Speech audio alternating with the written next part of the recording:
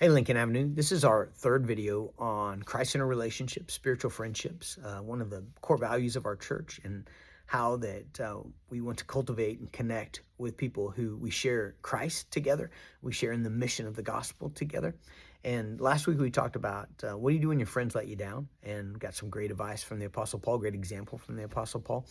Today we're really going to talk about how having the right kind of friendships, the right kind of relationships can really have this dramatic effect on the direction of your life. Tim Keller said this cool thing. He said, "You will not be a wise person. You will not lead a wise life unless you are great at choosing, forging, and keeping terrific friendships."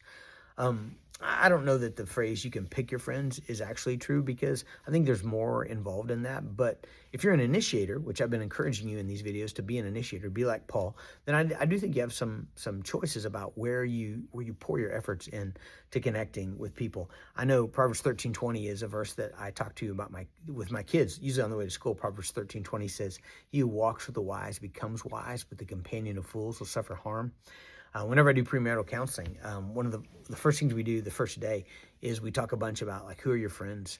Who do you have a mentor couple? Like, just relationships in general and how those things can affect your marriage. In Proverbs 22:24 and 25, it warns us about the wrong kind of friendships. And in the context of that, it's developing friendships with an angry or a violent person can have these, really catastrophic effects upon your life.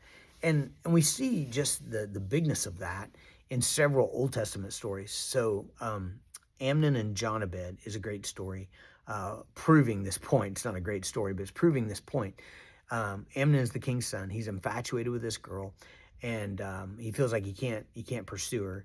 And so Jonabed, his friend, the scripture says it's his friend, convinces him or helps him strategically plan this assault upon this young girl, which goes tragically horrible, of course. And Amnon ends up being murdered, and David's family ends up having this catastrophic damage for generations. In 2 Samuel 10, there's another story about King David sending this envoy of kind of comforters to a neighboring king, Hanun, who's lost his father.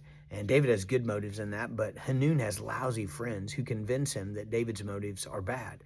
And so Hanun picks this fight, this war with David, in which his country ends up being almost destroyed.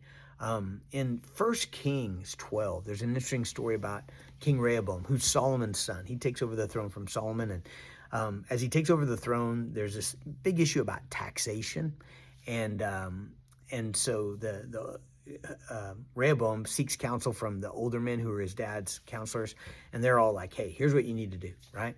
And then he's not content with that, so he goes and gathers up his friends from childhood. So these guys he's grown up with, and they tell him something completely different. They tell him, you got to be harder on this country than your dad was. You got to be more strict, and more. You got to take more. And he listens to him, and he ends up losing the kingdom. Like, the kingdom is split from that point.